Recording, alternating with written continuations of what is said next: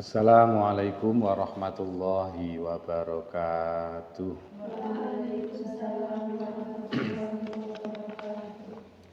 Bismillah wa syafaati Rasulillah sallallahu alaihi wasallam. Wa ila hadrati jami'i asatidina wa muallimina wa masyayikhina. Khusus ila muallif hadzal kitab. Nafa'ana Allahu bi ulumihim fid dharain. Al-Fatihah. A'udzu billahi minasy syaithanir rajim. Bismillahirrahmanirrahim. Alhamdulillahi rabbil alamin. Arrahmanir rahim. Maliki yaumiddin. Iyyaka na'budu wa iyyaka nasta'in. Ihdinas siratal mustaqim. Siratal ladzina an'amta 'alaihim ghairil maghdubi 'alaihim waladdallin. Rabbi ghfirli wa liwalidayya amin. Monggo kita ndedonga rumiyin. Bismillahirrahmanirrahim. Raditu billahi rabba wa bil islami dina wa bil qur'ani wa bi Muhammadin nabiyya wa rasula. Rabbi zidni ilma warzuqni fahma. Allahumma faqihni fid din wa 'allimni ta'wil. Allahumma faqihni fid din wa 'allimni ta'wil. Allahumma faqihni fid din wa 'allimni ta'wil. Sallallahu ala Muhammad.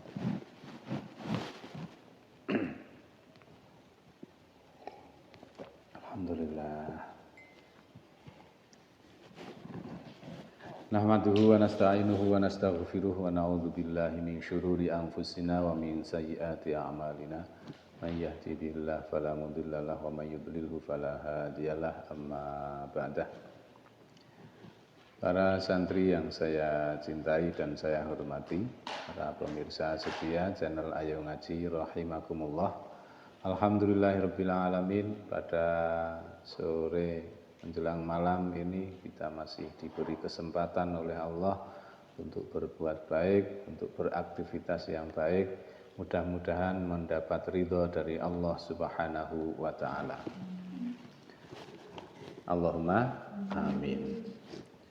Kali ini, malam ini kita akan membahas sedikit kelanjutan dari pembahasan yang ada di kitab Arba'in Nawawiyah. Sudah sampai hadis yang ke-34. Disimak, dikatekke agar tidak salah paham. Bagi para pemirsa, disimak sampai akhir agar tidak salah paham juga. Karena biasanya kalau online itu, kalau tidak nonton sampai akhir, akan ada saja salah paham itu. Bismillahirrahmanirrahim. Al-hadithur rabi'u wa thalathun, hadis yang ke-34. An Abi Sa'idin Al-Khudri, dari Abi Sa'id Al-Khudri. Ini seorang sahabat Ansor, penduduk Madinah. Abu Sa'id Al-Khudri ini ayahnya bernama Malik bin Sinan. Jadi kalau disambung, Abi Sa'id Al-Khudri bin Malik bin Sinan, merupakan seorang perawi yang banyak meriwayatkan hadis. Banyak ahli hadis yang mendapatkan riwayat dari Abi Sa'id ini. Beliau telah meriwayatkan hadis sejumlah 1170 hadis yang diriwayatkan oleh Abi Sa'id ini. Jadi termasuk sahabat yang senior. Radhiyallahu anhu. Radhiya muga ngridani sapa Allah anhu saking Abi Sa'id Al-Khudri. Pernah ikut perang, berbagai peperangan termasuk perang Uhud. Nah, ayahnya Malik bin Sinan itu termasuk yang gugur di medan perang Uhud. Qala, Dia berkata, Abu Sa'id, sami'tu Rasulullah. Aku mendengar Rasulullah yaqulu bersabda. Man ra'a minkum mungkaron. Man utawi sapane wong ra'a kang weruh ningali sapa man minkum saking sira kabeh mungkaron ing kemungkaran. Fal yughayyirhu mongko becik ngrubah sapa man ing mungkar biyadihi kelawan tangane man. Fa illam yastati mongko lamun ora kuwasa sapa man fa bilisanihi mongko kelawan lisane man. Fa illam yastati mongko lamun ora kuwasa sapa man fa biqalbihi mongko kelawan atine man. Wa dzalika utawi mengkono-mengkono fa biqalbihi iku ad'aful imani luweh apes-apese iman. Rawahu wis ngriwayatake hadis apa Muslimun Imam Muslim. Hadis yang relatif pendek ini mengandung makna yang sangat dalam. Hadis niki termasuk hadis pokok, hadis prinsip dasar dalam mencegah kemungkaran. Hadis prinsip, hadis pokok dalam agama Islam. Memang di kitab Arba'in Nawawiyah ini sudah dipilihkan ya, oleh Syekh Nawawi ini hadis-hadis yang pokok, hadis-hadis pilihan. Bahkan Syekh Muhammad Ad-Dimyati mengatakan hadis niki merupakan hadis prinsip dan kaidah dasar dalam agama kita, agama Islam. Kalau menurut Imam Nawawi, dia mengatakan huwa min a'zami qawaidil Islam. Sebagai dasar kaidah-kaidah dalam agama Islam atau ajaran Islam. Namun secara umum para ulama mengatakan hadis ini dasar dari amar ma'ruf dan nahi mungkar. Tapi lebih spesifiknya lagi ini tentang bagaimana mencegah kemungkaran.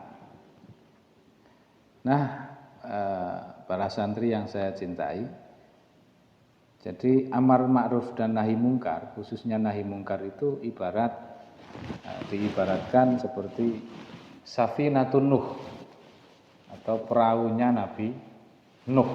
Dulu pada zaman Nabi Nuh itu kan terjadi banjir bandang, banjir yang sangat besar. Kalau diibaratkan perahunya Nabi Nuh berarti siapa yang ingin selamat ya naiklah ke perahu Nabi Nuh. Ingin selamat ya ikut cawe-cawe amar ma'ruf nahi mungkar. Kalau yang nggak mau ikut, ya nggak selamat. Walaupun itu putranipun, walaupun putrane Nabi Nuh nggak selamat karena nggak ikut naik. Padahal sudah diundang. Ya bunayya rukam ma'ana, anakku, ayo numpak bareng aku. Ora gelem, ya wis. Masya Allah. Hadis ini memiliki sebab periwayatan. Lebih tepatnya sebab periwayatan, bukan asbabul wurud. Sebab periwayatan atau sebab Abu Sa'id meriwayatkan hadis ini ada riwayatnya, ada ceritanya. Jadi dulu saat Khalifah Marwan bin Hakam menjadi khalifah, itu beliau membuat satu perintah kebijakan tentang sholat id. Tentang apa? Sholat id, yaitu memulai khutbah sebelum sholat. Nah, berarti arak dipadake karo dina Jumat. Nah, Jumatan itu kan khutbah isik, bener? Ya toh? Khutbah isik baru sholat. Nah, sang khalifah ini punya ide bagaimana kalau sholat id juga dibuat seperti itu, yaitu khutbah dulu, baru sholat. Nah, lalu ada orang yang menegurnya, sholat dulu, baru khutbah. Sholat dulu baru khutbah. Terus Marwan sang khalifah menjawab, wong-wong engko njur nganu, nek wis sholat sik, nanti saat khatib berkhutbah oke sing do lunga.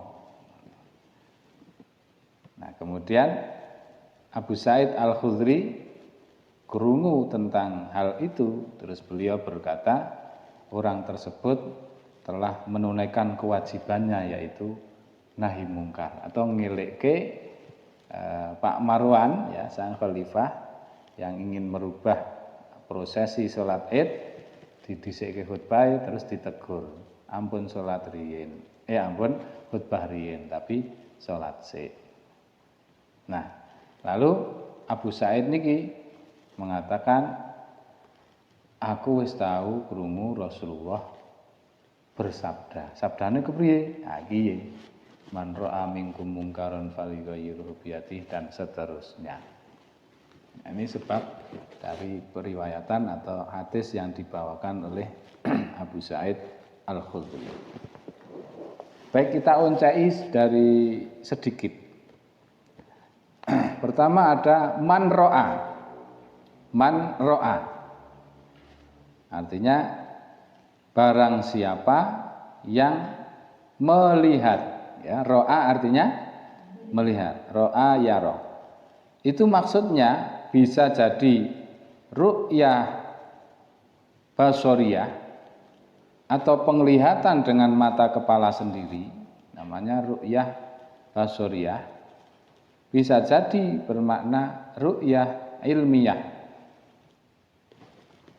mengetahui berdasarkan ilmu yang diketahui, atau tahu berdasarkan ilmu yang diketahui.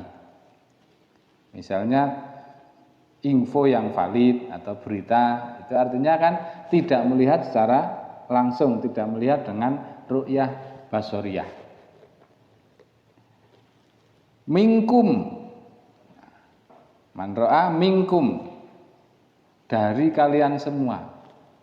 Nah, maksud dari hadis ini adalah orang-orang muslim yang sudah mukallaf atau muslim yang sudah baligh, yang sudah terkena beban hukum, yang sudah dikenai kewajiban-kewajiban, itu namanya mukallaf. Ini maksud minkum, ini orang mukallaf.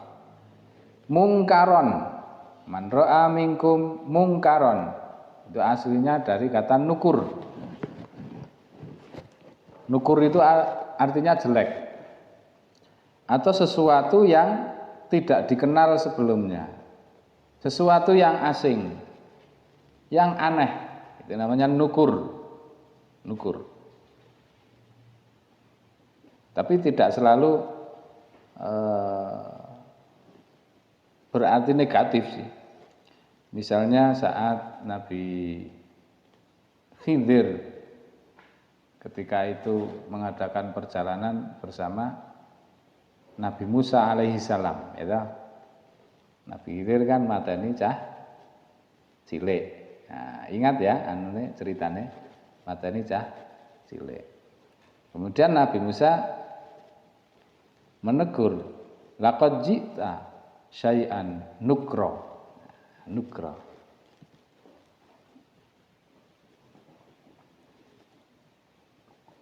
Mungkaron, jelek, sesuatu yang tidak biasa.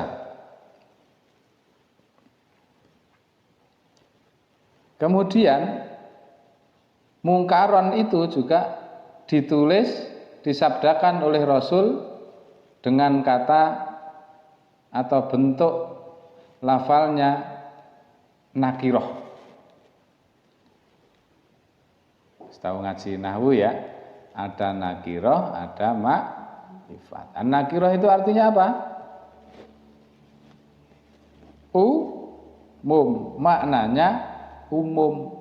Jadi mungkaron di sini maknanya umum. Tidak hanya perzinaan, tidak hanya perjudian, tapi segala macam perbuatan jelek yang tidak diridhoi oleh Allah disebut mungkar. Maka Rasul mengatakan dengan isim nakirah, isim yang bermakna umum. Lanjutannya hadis ada fal yuwayyirhu biyadih, maka rubahlah dengan tangan. Ini kalau dipisah-pisah, fa, ada lam, terus yuwayyirhu. Fa-nya ini maknanya litartib bittisol, atau fa yang bermakna sesuatu yang tersambung. Waktunya lebih cepat daripada thumma. Misalnya ja'at nurul thumma rani. Nurul telah datang kemudian rani. Nah, karena pakai thumma maka ada jeda. Tapi kalau pakai fa ini maknanya litartib bittisol atau suatu ketersambungan, ini maknanya tidak ada jeda. Maksudnya apa? Dalam mencegah kemungkaran tidak boleh ditunda-tunda. Harus sesegera mungkin. Jadi fa itu menunjukkan lebih cepat dari thumma. Alamnya ini maknanya alam lil amri atau lam yang bermakna perintah. Maka fal yughayyirhu, roknya kan disukun, bukan fal yughayyiruhu. Fal yughayyirhu itu maknanya lamnya ini makna perintah. Jadi ini sudah double-double, ada fa yang bermakna ketersambungan, harus segera. Lamnya ini lam perintah. Kemudian kata biyadihi, dengan tangannya.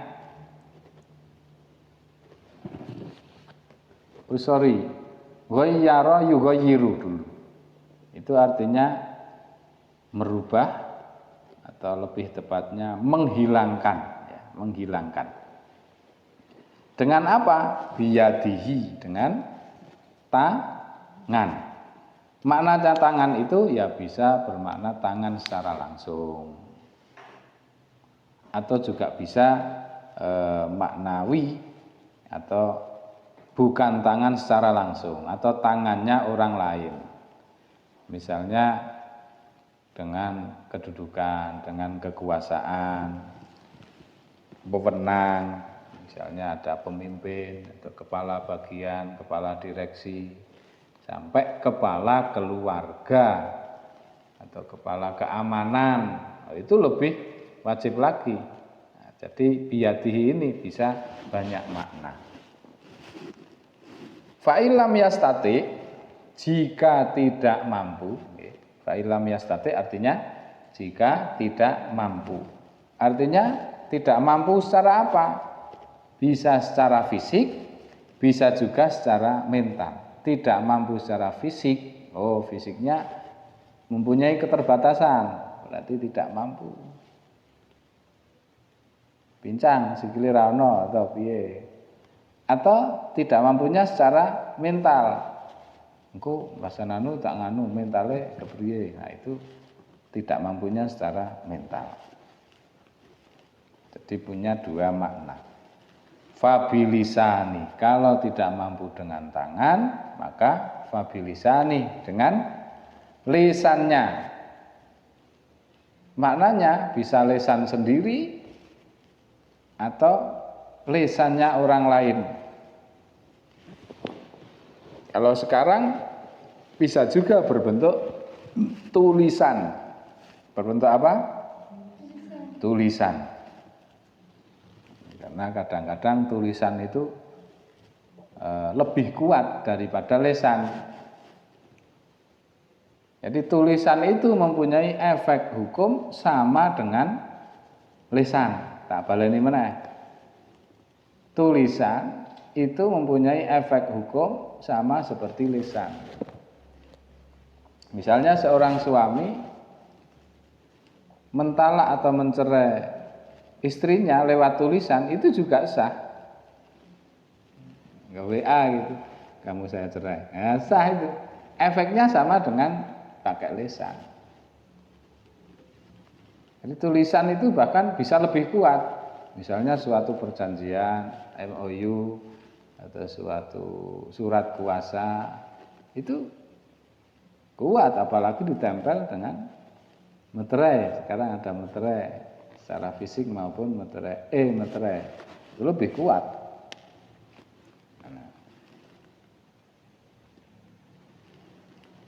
Fa'il lam yastati, jika tidak mampu, fa biqol bihi, maka dengan hati.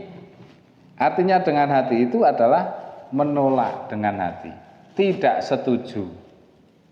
Tidak setuju atas kemungkaran yang disaksikan, kemungkaran yang didengar. Tidak ridho. Lanjutannya hadis, bahwa wadzalika ad'aful iman.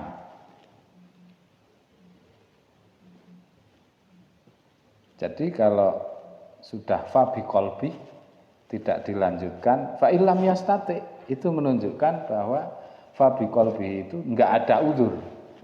Enggak ada uzur. Semua orang bisa. Semua orang bisa.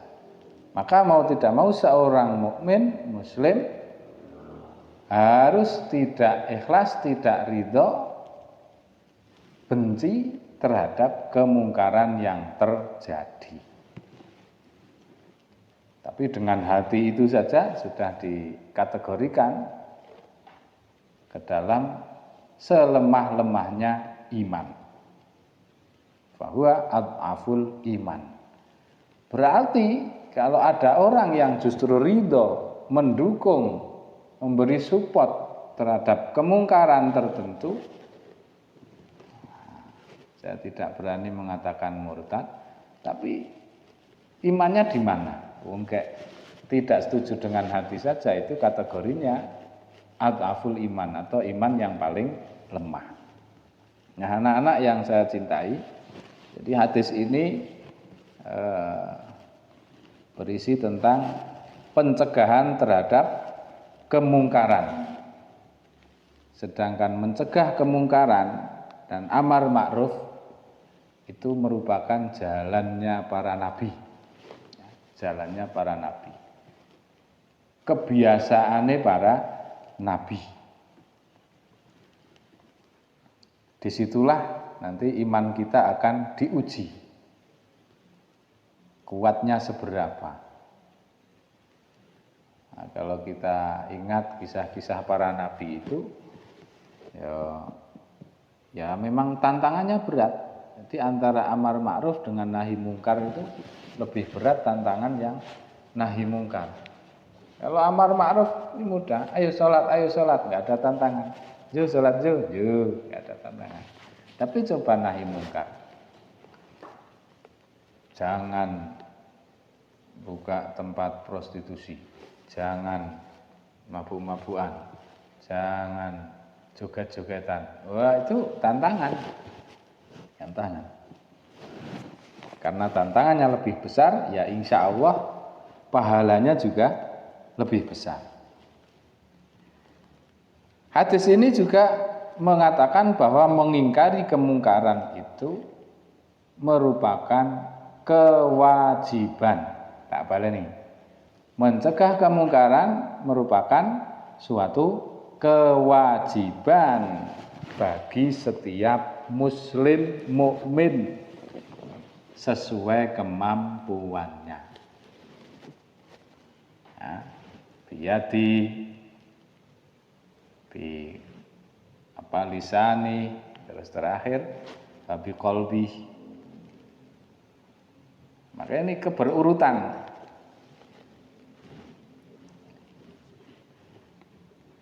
Nah, kita bisa amar ma'ruf nahi mungkar juga sebetulnya. khususnya para warga yang sudah mempunyai hak pilih misalnya, itu bisa diniati amar ma'ruf nahi mungkar. Misalnya ada caleg atau ya calon pemimpin gitu, kampanye. Nah, kita bisa pesen, aku gelem milih sampean, tapi aku pesen, cuk, ya tempat-tempat apa maksiat tolong ditutup. Nah, itu milihnya itu le nyoblos bisa diniati nahi mungkar. Terus itu asalkan calon pemimpinnya itu tidak hanya janji-janji doang, janji gombal. Nah, para ikhwani fillah, jadi nahi mungkar, amar ma'ruf dan nahi mungkar. Hukumnya nahi mungkar itu ada dua.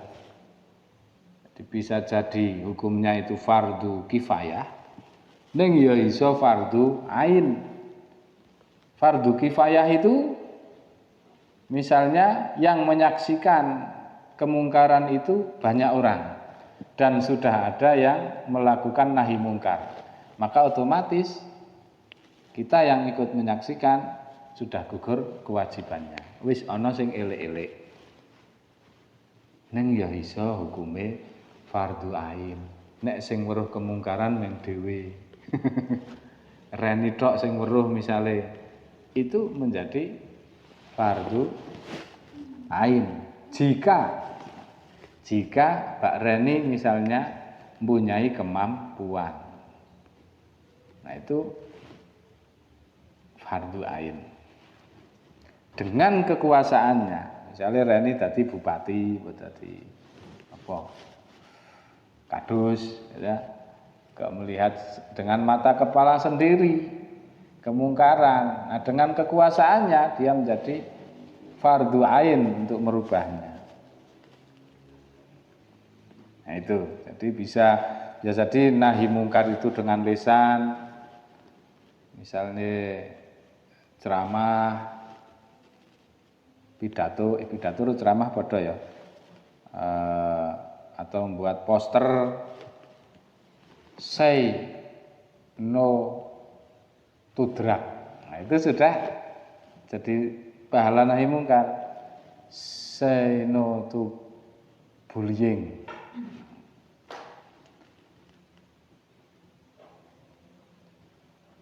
Kawasan dilarang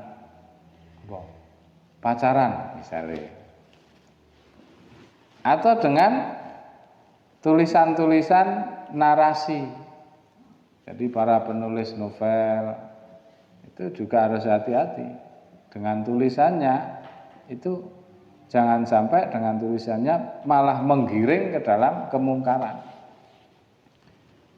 Itu para penulis novel Islami dengan cerita-ceritanya dibumbu-bumbui dengan cerita yang menarik, itu sudah pahala tersendiri. Atau kamu mau mencoba menjadi penulis pemula, nulis atau menceritakan kisah-kisah para sahabat, kisah para nabi, para orang-orang soleh, yang dengan cerita itu bisa menggugah dan menyebabkan kesadaran banyak orang. Nah ini juga termasuk bilisani. Tadi sudah saya sampaikan, lisan dan tulisan itu sekarang hampir sama, punya efek hukum yang sama. Kamu diuneki celeng misalnya secara lisan karo diuneki celeng nggo tulisan padha-padha serike to? Sama. Dipuji lewat lisan dengan dipuji lewat tulisan padha-padha nyenengake padha wae. Maka kalau di Facebook, di Instagram itu banyak yang berdakwah dengan tulisannya, itu bagus. Bagus. Saya sangat setuju sekali. Neng ya ana sing nulis cok waton sembarangan sehingga melukai hati orang lain. Itu harus hati-hati karena bisa terkena pasal penghinaan, pencemaran. Insyaallah itu. Ada juga amar ma'ruf nahi mungkar itu dengan tulisan apa? Syair-syair. Gawe syair apa kae? Wali Songo. Apa piye Wali Songo kae? Sunan Gresik Sunan Gresik Maulana Malik Ibrahim. Sunan Ampel Raden Rahmat Sunan apa nah? Iki isine kan ana pituture. Ana sing nulis syair alamate ana sulaiku limo. Misale ana sing nulis syair awiti ingsun nglarasiran. Sing nulis apa? Pertama ini Gus Dur ya ta. Njono syaire kang aran soleh bagus atine. Itu kan pitutur-pitutur luhur.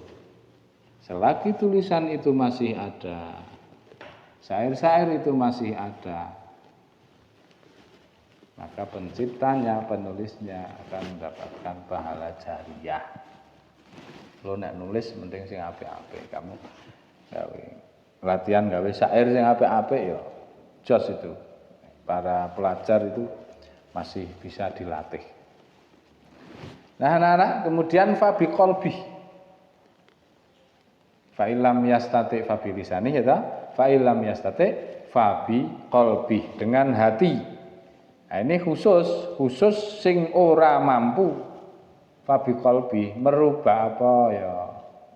Kok merubah? Ya intinya fabi qalbi itu tidak cocok, tidak ridho dengan hati atas kemungkaran yang terjadi. Ini berlaku khusus untuk yang tidak mampu merubah kemungkaran dengan tangan dan lisan. Itu berurutan itu. Wong kekuasaan punya, misalnya punya kedudukan, bahkan malah jadi polisi umpamane, atau jadi anggota staf keamanan. Melihat kemungkaran kok langsung milih yang fabi qalbi, dengan hati. Ya enggak sah, karena dia punya kekuatan. Harusnya milih yang biyadi. Jadi pada intinya siapapun kita, siapapun kita, tak peduli, itu punya kewajiban ini, nahi mungkar. Jangan berpikiran wah aku ngono wong cilik suarane tidak didengar. Walaupun suara kita tidak didengar, setidak-tidaknya kita menciptakan saksi. Iki lho atiku, iki lho lisanku, iki lho tanganku, tulisanku pernah saya buat untuk nahi mungkar. Besok ketika ditanya di akhirat itu ada saksi dan buktinya. Anak memang meneng wae. Yo, kita mau jawab apa besok di akhirat? Jadi bersuara itu ternyata juga penting. Coba bayangkan se-Indonesia mayoritas kan muslim. Muslim tak? Coba semakin banyak yang bersuara baik lewat tulisan maupun suara langsung. Demo misalnya besar-besaran. Tutup prostitusi, tutup perjudian, jangan legalkan LGBT, misalnya. LGBT ngerti tak? Apa ya? LS, bian, LG, gaya, LGB, biseksual, T, transgender. Nah ini kan bahkan ini sudah dirancang secara internasional piye carane ben legal atau sah. Nah kalau umat muslim minimal se-Indonesia lah bersatu padu semua ikut bersuara dari berbagai cara, insya Allah itu akan berhasil. Aja ngasih LGBT disahke. Atau menutup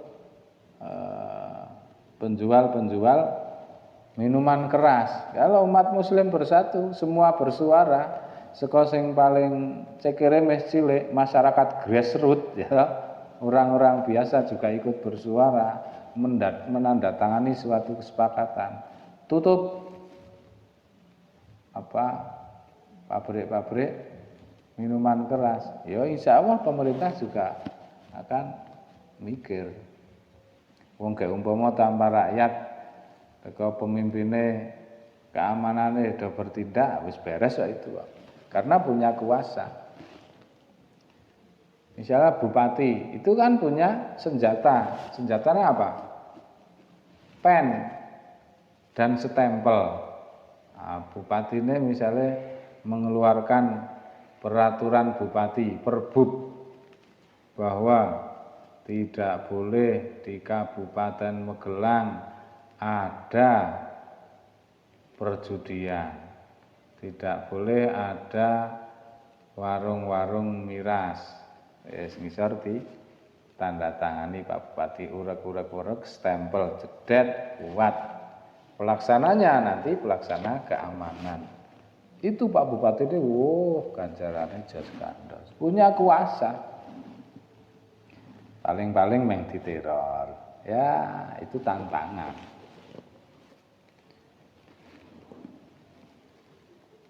Nah, gitu. Tentang amar ma'ruf nahi mungkar itu ada banyak ayat. Di antaranya surah Al-Maidah ayat 78 sampai 79. 78 sampai 79. Al-Maidah. Nah, misalnya Bismillahirrahmanirrahim. Lu'inal ladzina kafaru min bani Israil ala lisani Dawud wa Isa bin Maryam dzalika bima 'asaw wa kanu ya'tadun kanu la yatanahawna 'an munkarin fa'alu labisa ma kanu yaf'alun. Jadi Allah itu melaknat orang-orang kafir dari Bani Israel itu gara-garane tidak mau amar ma'ruf nahi mungkar. Itu dilaknat. Sampai sekarang bahkan malah berbuat kemungkaran kaum Bani Israel. Ada juga surah Al-A'raf ayat 1-4 tekan 1-5. Misalnya saya bacakan, A'udzubillahi minasyaitonirrajim. Bismillahirrahmanirrahim. Wa idz qalat ummatun minhum lima ta'izuna qauman illahu muhlikuhum aw mu'adzibuhum 'adzaban syadida. Qalu ma'dziratan ila rabbikum wa la'allakum yattaqun. Falamma nasu ma dzukiru bihi anjayna alladhina yanhauna 'anis su'i wa akhadna alladhina zalamu bi'adzabin ba'isin bima kanu yafsuqun. Ini ayat tentang pentingnya nahi mungkar. Bahkan saking pentingnya Rasulullah Muhammad SAW itu pernah membuat suatu gambaran. Dulu pernah saya ceritakan, digambarkan sebuah perahu tingkat. Ya, perahu tingkat. Sumber airnya, air minumnya di tingkat atas. Jadi setiap dek bawah, masyarakat bawah itu ngelak, butuh air, dia akan harus naik. Maka salah satu penduduk yang bawah itu punya pikiran, timbang kangelan munggah mending tak bocori wae. Peraune tak bocor malah cedek lenjiko. Itu bisa dibayangkan kalau tidak ada yang mencegahnya, bukan hanya si pembolong perahu yang tenggelam, itu akan tenggelam semuanya. Ini gambaran pentingnya nahi mungkar. Nah, ikhwan fillah, para pemirsa dan santri yang saya cintai, hadis ini juga mengatakan bahwa pelaku kemungkaran itu biasanya akan merasa benar. Pelaku kemungkaran itu akan merasa benar, walaupun yang mengingkarinya itu lebih banyak. Yang mengingkarinya itu lebih banyak. Bila tidak ada yang bersuara, maka pelaku kemungkaran itu akan semakin merasa benar. Banyak yang ingkar, yang tidak setuju dengan kemungkaran misalnya, tapi nggak ada yang bersuara atau silent majority. Oke neng do meneng kabeh. Ayo, kemungkaran akan semakin merajalela dan pelakunya akan merasa dibenarkan. Ya, coba kemungkaran itu contohnya banyak sekali. Prostitusi, perjudian, apa namanya? Ada lagi pembulian, khomer ya sak pabrik itu mungkar. Terus sing do mateni iki jenenge apa? Klete, aku mungkaran itu. Korupsi. Apa mana? Balapan liar. Terlalu banyak, ya. Indonesia ini terlalu banyak. Bahkan setiap hari nang berita TV apa ya? Karena isinya kejahatan tok.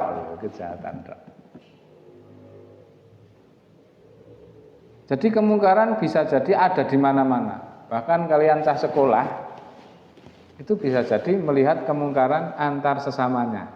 Nah, ini juga tantangan. Bisa untuk mengukur tingkat keimanan kita.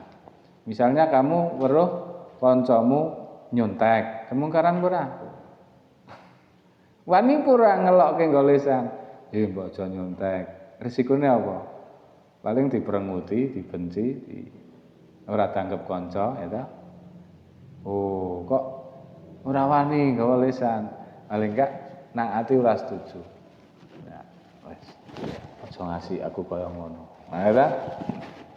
Jadi kemungkaran sangat banyak. Nah, dalam nahi mungkar itu rasa-sae. Ada rambu-rambu dan caranya. Ada aturannya. Pertama, niatnya harus ikhlas lillahi ta'ala. Jadi nahi mungkar itu ikhlas dan didorong dari rasa cinta dan kasih sayang. Tidak ada tendensi apapun selain Allah Subhanahu wa taala.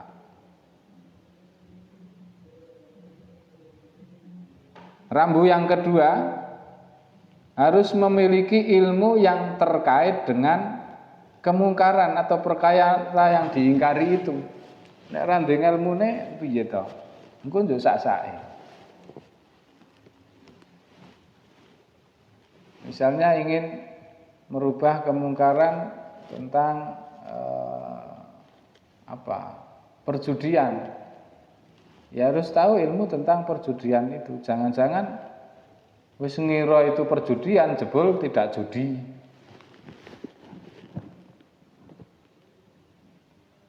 Yang ketiga, dahulukan nasihat yang baik dan sifatnya rahasia. Jika yang melakukan kemungkaran itu ya hanya 1-2 orang, itu mending didatangi secara rahasia, ya, secara rahasia dan dinasihati baik-baik, bukan dinasihati di depan umum. Kan Imam Syafi'i pernah berkata, man wa'adha akhahu sirran faqad zanah wa man wa'adhahu alaniyatan faqad syanah. Siapa yang menasehati saudaranya secara rahasia sembunyi-sembunyi, maka dia telah menghiasinya. Tapi barang siapa yang menasehatinya secara terang-terangan di depan umum, maka ketahuilah dia telah membongkar aibnya. Misalnya sing gawe kemungkaran meng reni tok, reni wis ge contoh. Ayu tok misalnya sak pondok meng ayu tok. Kok aku le ngandani pas ngaji ana wong 120. Nah, itu malah sama dengan mempermalukannya. Asing apik piye? Panggil ayu, dinasehati secara pribadi. Orang lain tidak tahu, dia pun ada kemungkinan bisa berubah. Lalu kandhani secara umum atine serik, terus bisa jadi beban mental, wong liya dadi do ngerti, ya. Nah, itu maka dahulukan nasihat yang baik secara rahasia. Rambu yang selanjutnya, kemungkaran tersebut nyata, betul-betul ada, bukan fitnah. Arep merubah kemungkaran kok dasari fitnah ya enggak bisa. Misalnya kamu krungu, ayo ke nganu ngombe miras, ana sing krungu reni, nek gak krungu tok langsung reni jujuk nah ayu, mbok ora miras-mirasan. Aku gak krungu langsung nahi mungkar, belum jelas itu namanya, belum valid. Padahal reni krungu berita saka rivale ayu atau sing sengit karo ayu. Sing sengit karo ayu kuwi ya ora jeli. Meng weruh ayu kuwe gek jagong njuk pinggire ana botol. Botol yang dilalah botol miras. Lah sing weruh ki misale mungsuhe ayu ki Nurul. Nurul ki langsung ngira dengan keyakinan bahwa ayu ngombe minuman keras. Berdasarkan apa? Berdasarkan Nurul meng weruh ayu gek jagong njuk pinggire ana botol miras. Ora weruh le ngombe. Itu kan masih fitnah namanya. Nah, maka kalau belum ada berita yang valid, itu harus dicek and recheck dulu. Yang selanjutnya rambu-rambunya tidak boleh tajasus. Tajasus itu memata-matai, ngintip-ngintip, nyelidiki, itu enggak baik. Terus bukan perkara khilafiyah atau perkara yang diperselisihkan tentang kebenarannya. Baik khilafiyah secara hukum misalnya, secara fikih. Kadang ada sebagian menganggap suatu tertentu itu sebagai suatu bid'ah atau kemungkaran. Tapi ternyata menurut paham yang lain, ini bukan bid'ah, bukan kemungkaran. Itu berarti khilafiyah. Misalnya nih, besok nisfu Sa'ban malam Jumat ya. Menurut keyakinan kaum Nahdliyin itu hal yang baik. Ada contoh dari para ulama. Ada anjuran dari Kanjeng Nabi. Tapi menurut golongan lain mengatakan wah itu bid'ah, tidak pernah dicontohkan. Nah, karena ada dua kubu yang pendapat berbeda, itulah ya contoh khilafiyah. Maka orang itu tidak boleh terus terang-terangan mencegah bahkan membabi buta mbalangi wong sing gek salat tasbih. Wah ku nglakoni bid'ah kae salat tasbih balangi wenjo. Wong masalah khilafiyah kok le nyegah nemen-nemen, itu menunjukkan kebodohannya. Bukan malah kepintarannya, tapi kebodohannya. nahi mungkarnya dinilai tidak sah. Tentang muludan, acara-acara mulut, acara Isra Mi'raj, itu kan ada yang menganggap bid'ah. Tidak ada contoh dari Rasul, bahkan ada yang menganggap mungkar. Itu khilafiyah. Rambu yang selanjutnya, dengan nahi mungkar itu tidak boleh menyebabkan kemungkaran yang lebih besar.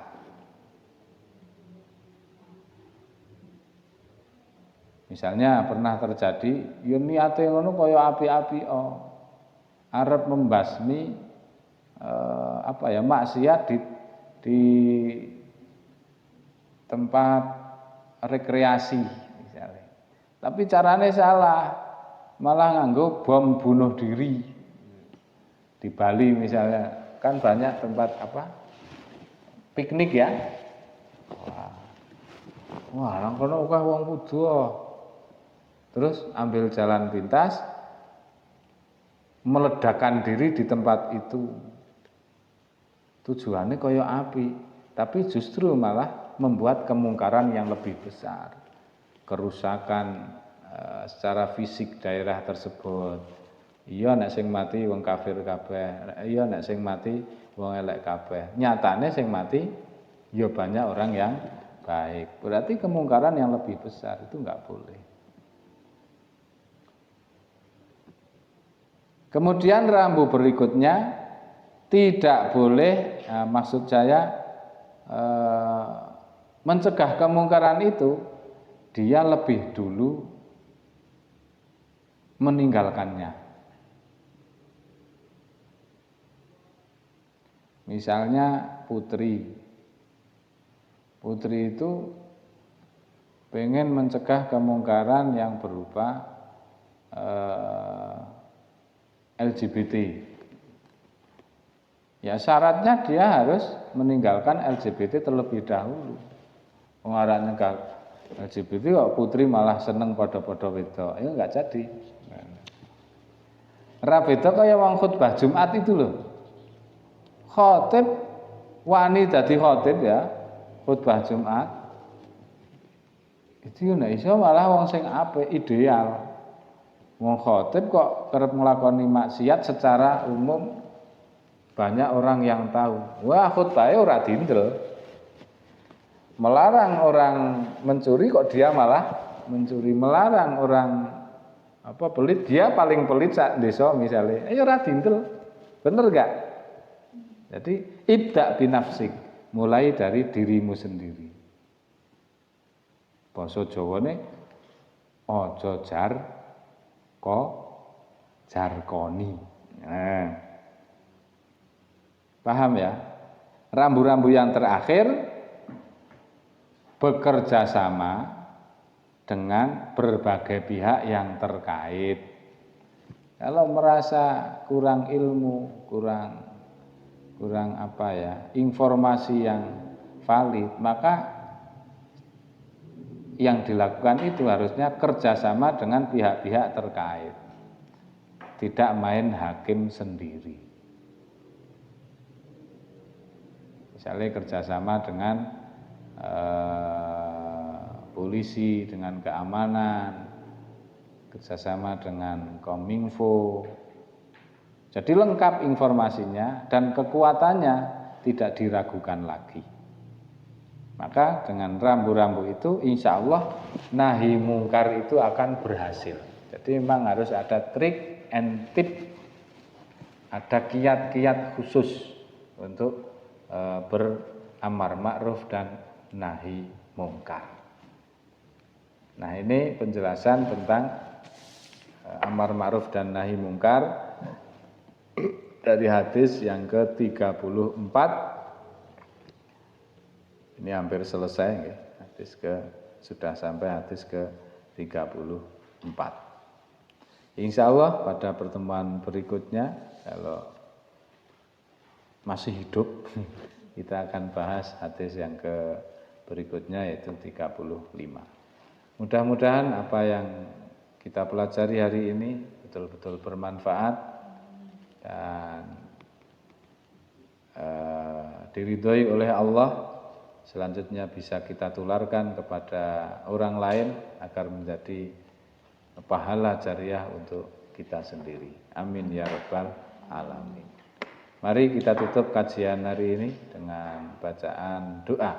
Bismillahirrahmanirrahim. Allahumma aftah alaina hikmataka wa ansyur alaina rahmataka wa dzakirna ma nasina ya dzal jalali wal ikram. Subhanakallahumma wa bihamdika asyhadu an la ilaha illa anta astaghfiruka wa atubu ilaik. Walhamdulillahi rabbil alamin. Wal afu minkum ila liqa. Wassalamualaikum warahmatullahi wabarakatuh. Salatullah salamullah ala taha rasulillah. Salatullah salamullah ala yasin habibillah. Tawassalna